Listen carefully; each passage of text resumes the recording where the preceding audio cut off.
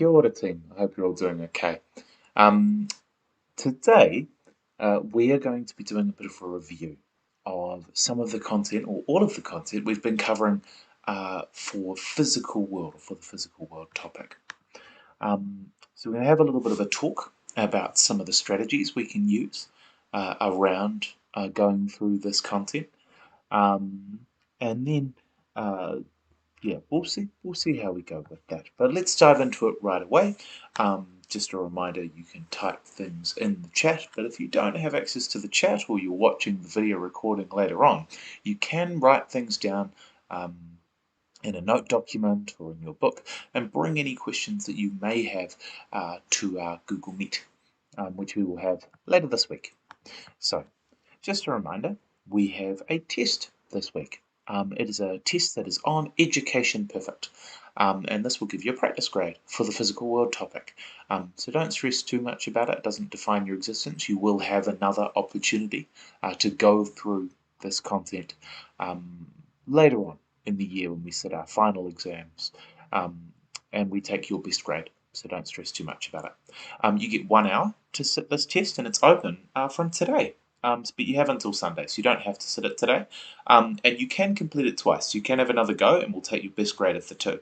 It's just multi-choice questions, and because we don't assess the kind of linking ideas together stuff that you get with written questions, because that would be quite difficult to do online, the highest mark you can get for this is a 5M. But as we say, if you get a better grade in the end of your exam, we take that one anyway.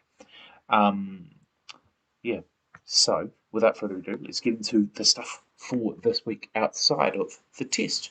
Now, mostly it's about reviewing content. And so when you're reviewing this work, there's a bunch of checklists which you can go through.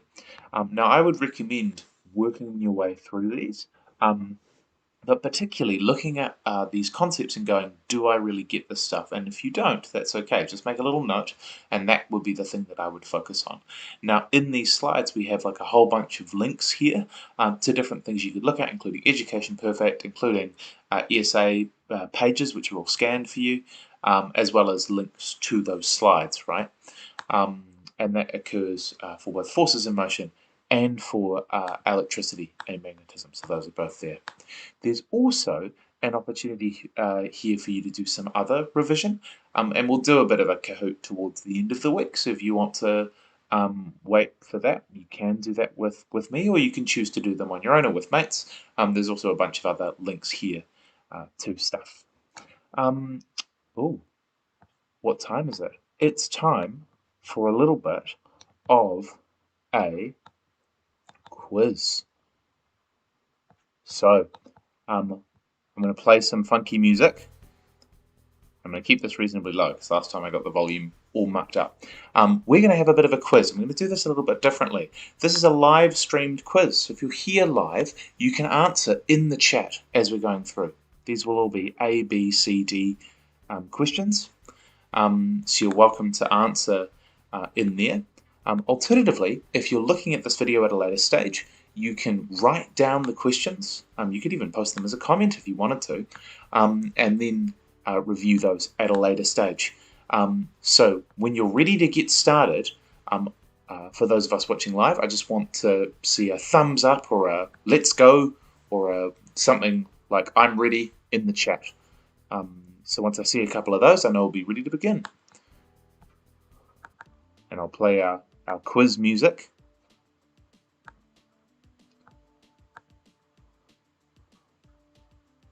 All right.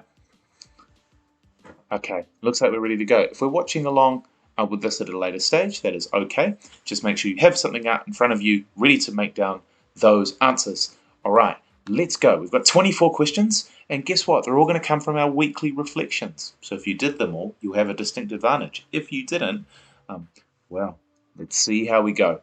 All right, this first question is from our week 1 content. The weekly reflection I asked this in was actually in week 2. Now, the way we're going to do this is there were 3 questions per weekly reflection. So we'll go through those and then I'll reveal those answers to you. So the first question, which of the following is not a non-contact force? Is it A, electric forces? Is it B, magnetic forces? Is it C, gravity, or is it D, push forces? Whatever you think the correct answer is, you can type that in the chat, or you can write it down on a little notepad or a document. Right? Keep that answer logged, because I'll be revealing the answers to this after we've gone through our first 3 questions. So type out your answer in the chat if you want to. Yep, you can fire it away there. Ka pai. And you can either write out the answer in full, or you can just type the letter. Okay, now we're going to move on to question 2. Question 2, what is the net force on this box? Is it A, 0 newtons? Is it B, 100 newtons down? Is it C, 150 newtons to the right? Or is it D, 50 newtons to the left? Cool. Once you've got that answer written down or posted in the chat, or wherever you're noting these things down as you go, we're going to move on to the final question from week 1, question 3. Question 3. How is mass different to weight? A. Mass is the same as weight. B. Mass is the amount of matter. Weight is the force of gravity on that matter. C. Weight is the amount of matter. Mass is the force of gravity on that matter. Or D. Mass and weight are both measured in kgs. Now, when you've got your answers in for this one, we're going to reveal the answers to questions 1, 2, and 3, and you can check if you got them right. If you need some more time to think and you're watching this later on, you can pause the video now. All right, all answers are hopefully in. Let's reveal the answer to question 1. The answer to question 1 was push forces. Push forces require contact to occur, so they are not a non-contact force. All the other ones listed here are non-contact forces.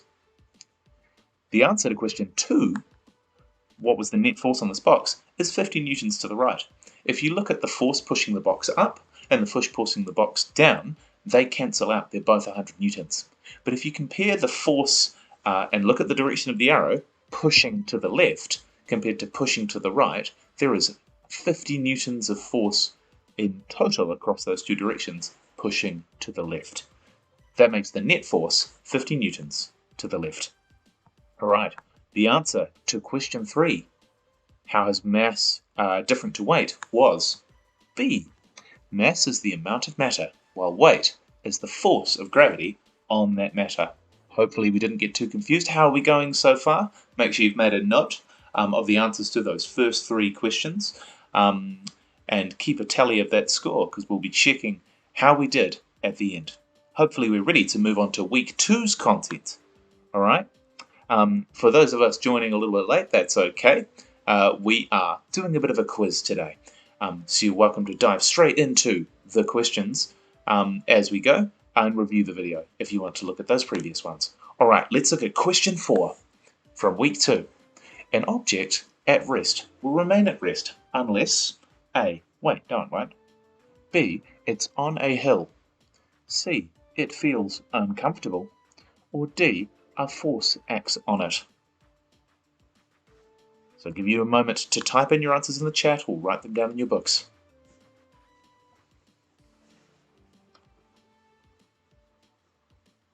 Okay. Question 5.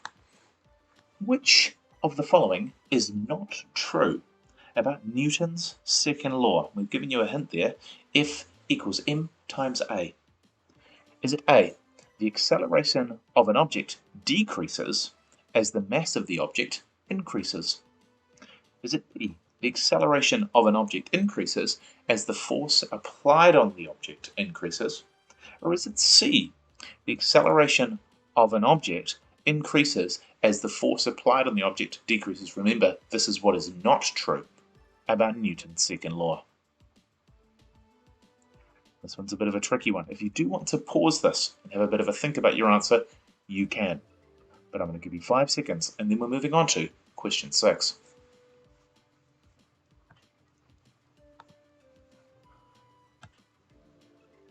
All right, let's move on to question 6. When you jump, you push yourself up in the air, and you push yourself down on the earth with equal force. If that is true, Why don't we see the Earth moving? A. It moves heaps, we just don't notice. B. Because the Earth is so massive, so much more massive than you, it does accelerate, but by such a tiny amount we don't see it. Or is it C. Because Mr. Wills lied to us? Now, this is our last question for week 2's content. In a moment, we'll be revealing the answers to questions 4, 5, and 6. Make sure you've got your answers in. Either type them in the chat or write them down in your books. Okay. Question 4, the answer was a force acts on it.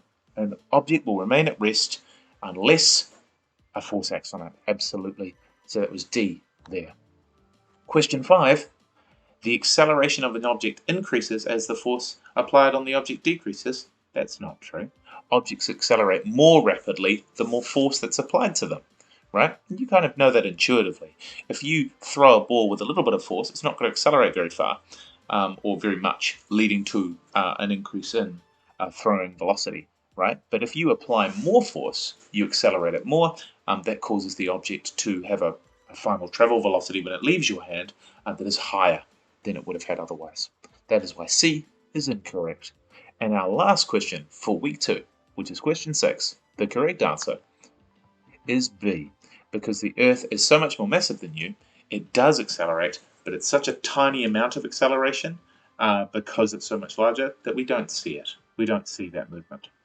So, hopefully, we found those questions okay. I want you to make a little note down of those correct answers or incorrect answers and be ready to move on to the content from week 3. All right, here we go. Question 7 from week 3. Hopefully you can see this here. We've got a little graph. What was the full duration of this journey? Was it A, 4 hours, B, 4 minutes, C, 18 hours, or D, 18 minutes?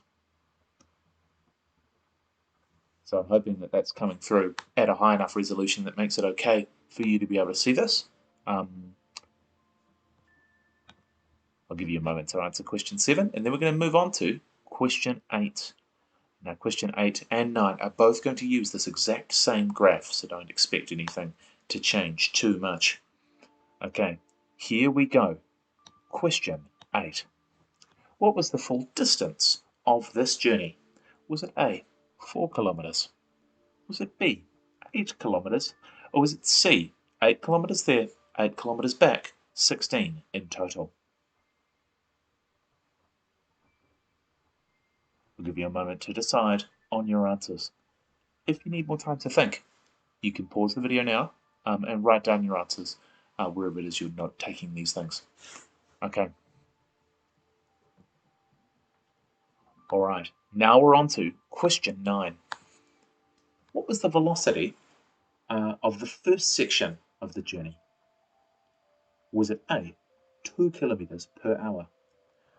Was it B, 4 kilometres per hour? Or was it C, 8 kilometres per hour? Now that first section, right, is a journey that takes 4 hours, and the total distance travelled was 8 kilometres. So let's see how our quick maths is. Okay, in a moment we're going to reveal the answers to questions 7 through 9. Okay, hopefully we've got our answers in. The answer to question 7, what was the full duration of this journey, was 18 hours. If you look at that axis there, you can see the time is measured in hours, and the end of the journey, when you return back to the start, was at the 18-hour mark. All right, the answer to question 8 was 8 kilometres there and 8 kilometres back. You will notice that for some time his distance did, or the person's distance did not change, and then they returned back to the start, meaning 16 kilometres were travelled in total. All right, and the answer to question 9, what was the velocity of the first section of this person's journey? That was 2 kilometres per hour. 8 kilometres were travelled in total, but it took 4 hours to do that travelling. 8 divided by 4 is 2. 2 kilometres per hour. Hopefully we're feeling okay. We've made our notes of what we did well and what questions we got wrong. And we're ready to move on to question 10 from week 4's content. Here we go. Question 10. What is the unit for speed? Is it A, Is it B, s? Is it C, s to the -1? Or is it D, s to the -2?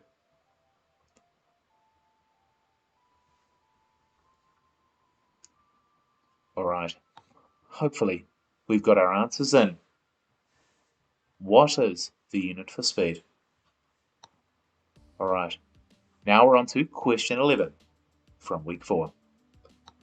What is the unit for acceleration? Is it A, Is it B, is? Is it C, is to the -1? Or is it D, is to the -2? I'm obviously being a bit silly here. ms is meters per second, or meters seconds to the -1.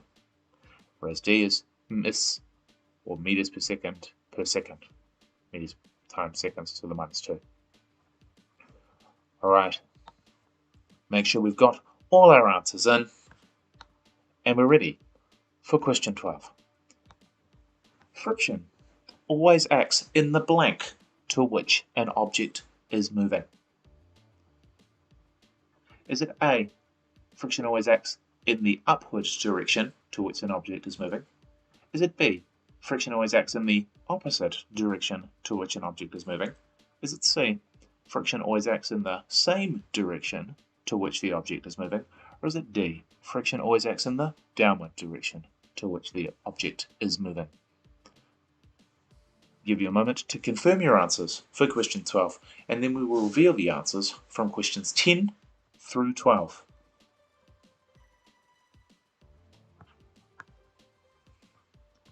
Alright, let's have a look at our answers for question 10. What is the unit for speed? It is meters per second, or ms, to the -1. You could also write m divided by s.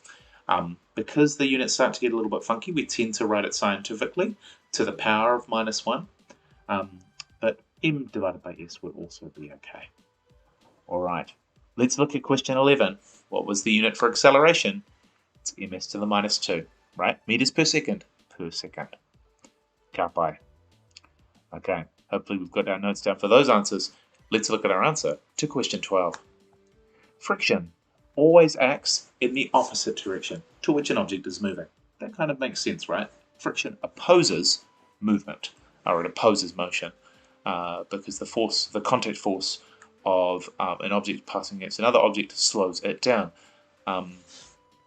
So hopefully you got that there. Now we're halfway through this quiz. Hopefully we're feeling okay with the questions we've done well, and we know what questions we didn't do so well on, and we're ready to move on to our next topic, which is away from motion and on to electricity and magnetism.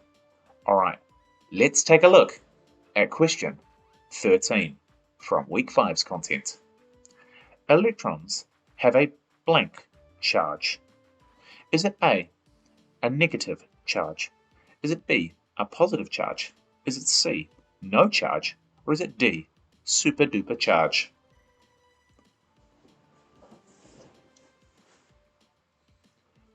Give you a moment to get your answers in, and then we're on to question 14. Which is the correct definition of static electricity? Is it A, electrons move around a closed conducting circuit with an energy source? Is it B, when charges, called electrons, build up in a conductor? Is it C, when charges, called neutrons, build up in a box? Or is it D, when charges, called electrons, build up in an insulator? I'll give you a moment to finish reading that one.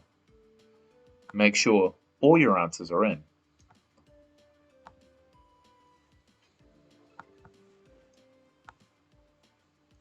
Alright, I can see our answers are coming in. Hopefully if you've got them on paper, you've written your answer down by now.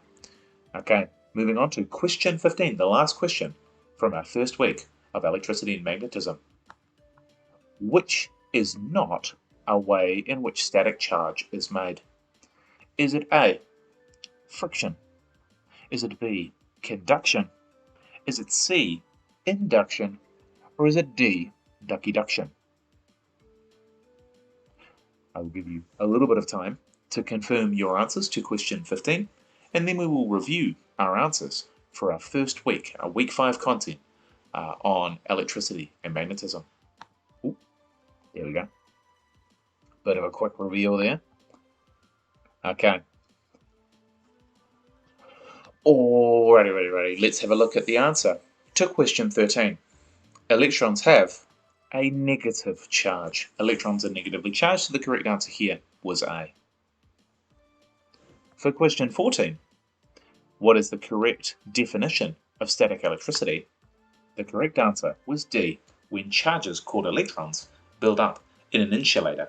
Remember, insulators do not conduct electricity, they hold electricity. That's why you get static electricity from things like a woolen carpet or from balloons. And when you touch a conductor, that takes that current away. So when you touch a metal doorknob, maybe a car, maybe something else metallic, you find a little spark as all that static electricity leaves that insulator. So, our last question from week 5, question 15, the correct answer was duckiduction. So duckiduction is not a way in which static charge is made. That is a made-up word. The correct ways in which static charge can be made is through the process of friction, right? Through conduction, which is when charge is passed from one substance to another, or induction, where substances not touching are able to induce a charge. All right, hopefully we're feeling okay. We're ready to move on to some electric symbols that we learned about in week 6. Okay, making sure that we are taking a track of which questions we got right and wrong. All right, let's move on to question 16. These 3 electrical symbols shown here are A, velociraptor, battery and wire, B, voltmeter, motor and wire, C, voltmeter, cell or battery and bulb, or D, voltmeter, bulb and motor. I'll give you a moment to confirm your answers.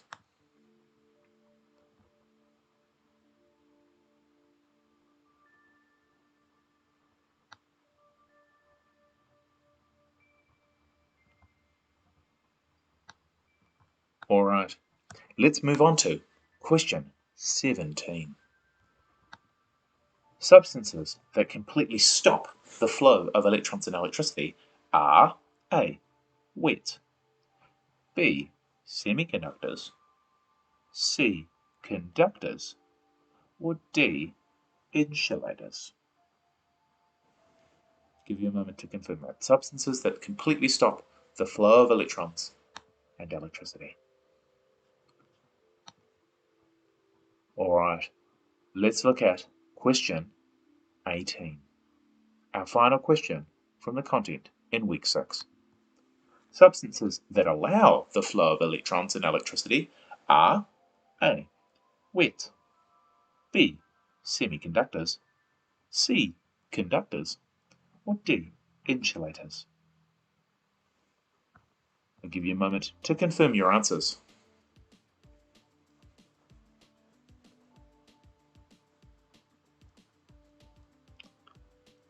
All right, it looks like our answers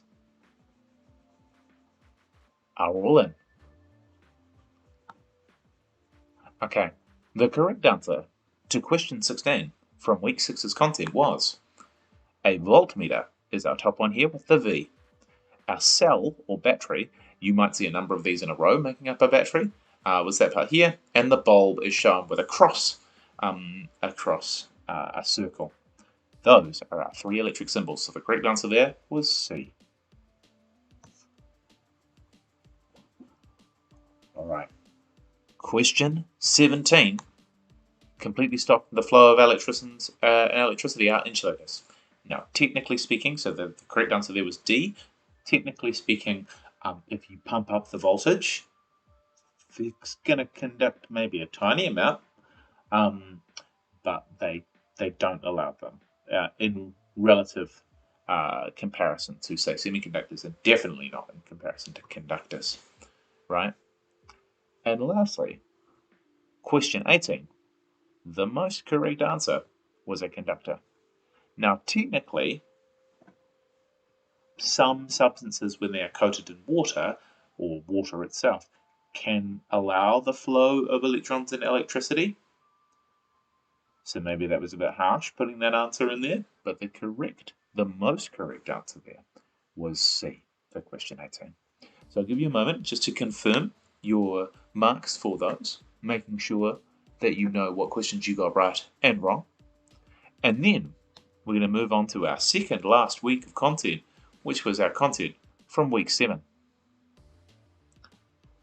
All right, let's have a look at question 19, which is from week 7. Remember, there's only 24 questions, so we're getting down to the wire here. All right, question 19.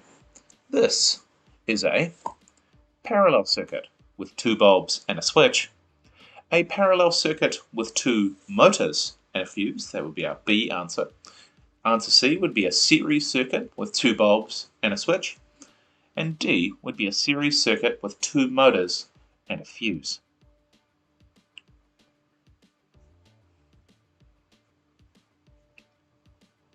I haven't described the fact that there is also a battery present in this, or 2 cells that make up a battery, but you can figure out the rest.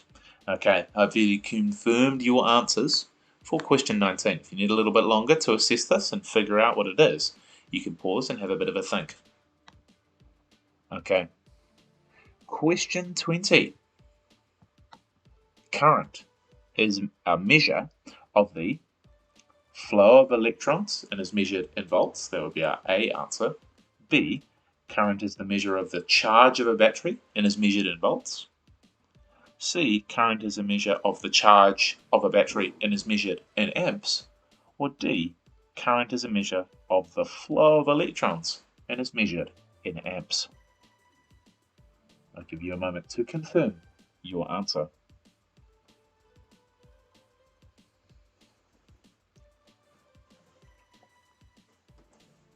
All right, let's take a look at our last question from our week 7 content.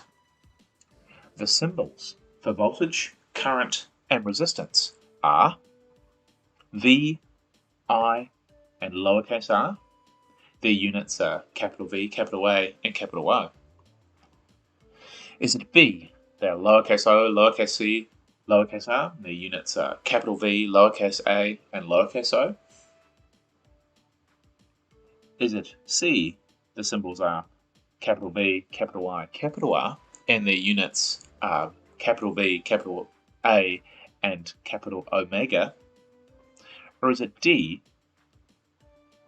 Lowercase o, lowercase c, and lowercase r are the symbols, and their units are omega, epsilon, and q.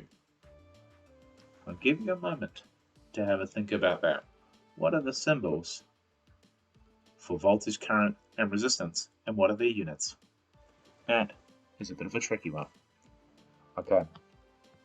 When we've confirmed our answers for those 3 questions, we'll be ready to look at our answers for week 7, and then we'll be on to our final week of content.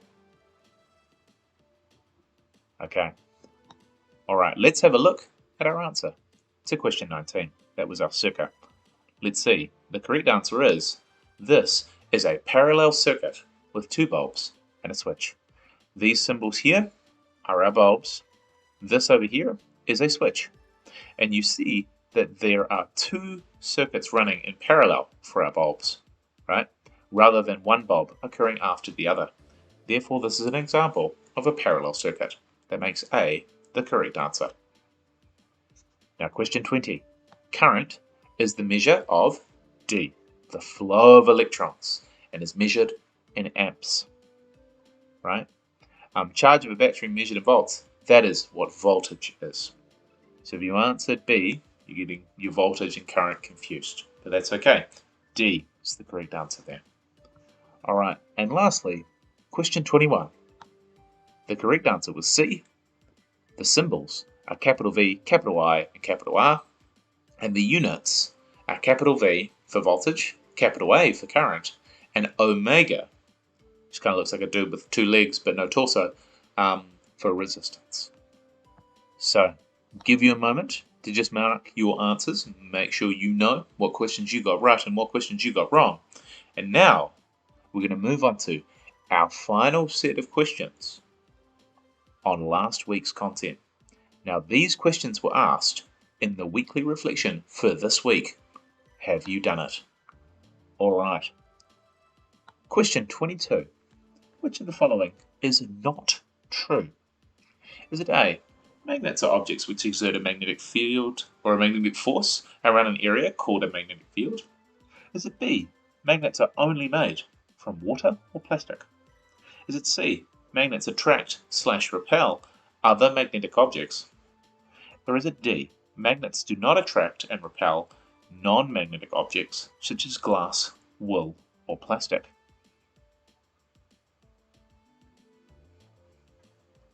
I'll give you a moment to confirm your answer. Is it A, B, C, or D? All right. Let's move on to question 23. Magnetic field lines are the furthest apart at the South Pole only.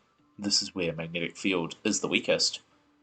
Magnetic field lines are B, furthest apart at the South Pole. That is where the magnetic field line is the weakest. Magnetic field lines are C, closest at the North and South Poles. That is where the magnetic field is weakest. Or D, magnetic field lines are the closest at the North and South Poles. This is where the magnetic field is the strongest. Now this one will take some processing, so hopefully you can remember what magnetic field lines look like on bar magnets. I'll give you a moment to think about it. If you're watching this later on, you're more than welcome to pause the video, have a bit of a think, maybe draw a bar magnet, and then I'll reveal the answers shortly, but not before we move on to question 24. So I'll give you a moment for those live people to figure out your answers. And let's move on to question 24. Our last question. Which does not increase the strength of a magnetic field of a solenoid? Is it A, decreasing the number of coils of wire? Is it B, increasing the number of coils of wire? Is it C, increasing the current through the wire? Or is it D, increasing the amount of iron in the wire? Which of these does not increase the strength of the magnetic field of a solenoid? That is our last question for today.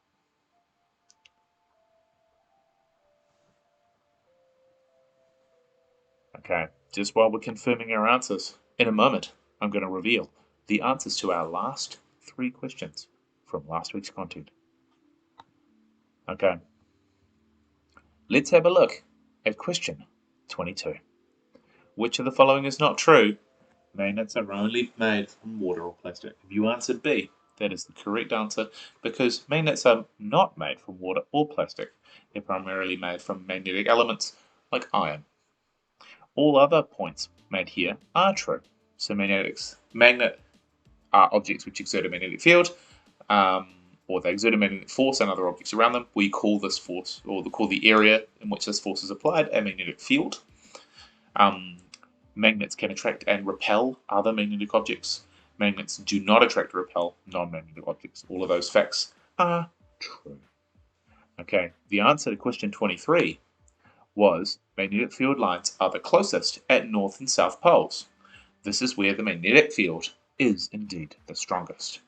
Hopefully you remember from your diagrams of bar magnets that the majority of field lines come into and out of the North and South Poles, and so therefore that is where the experience is strongest. Okay, and our answer to our last question, question 24, which does not increase the strength of a solenoid or the magnetic field of a solenoid, it's decreasing the number of coils of wire. So if you answered A for that, that's the correct answer. If you increase the number of coils of wire, you increase the strength, right? Decreasing the number of coils decreases the strength, which makes A incorrect. Okay, hopefully you've got an idea of how well you did. I'd be interested to know how you did. So you can tell me A, B, C, or D based on how you think you've been going. What I'd also like you to have a think about is maybe those questions give you a sense of what week's worth of content you might need to go back and review the most. Now, this isn't the be-all and end-all. We've got all those other resources there for you, but hopefully this was a nice, fun way to review that content. So that brings us to the end of our fun little exercise. So I'm just going to turn down our music. I hope that was a little bit of fun. And I just want to let you know there's a couple of other videos here which might be interesting, looking at physics phenomena. And just a reminder that once you've done that revision, you want to have a go at this test. Don't stress too much about it. You've got 2 attempts to do it, and it's open from now all the way through to Sunday. If you have any difficulty with this test, or if there's any issues with you completing it, please let me know.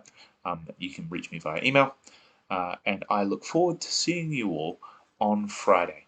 All right, have a very lovely rest of your day. I hope you had a little bit of fun doing that, and I'll see you all next time.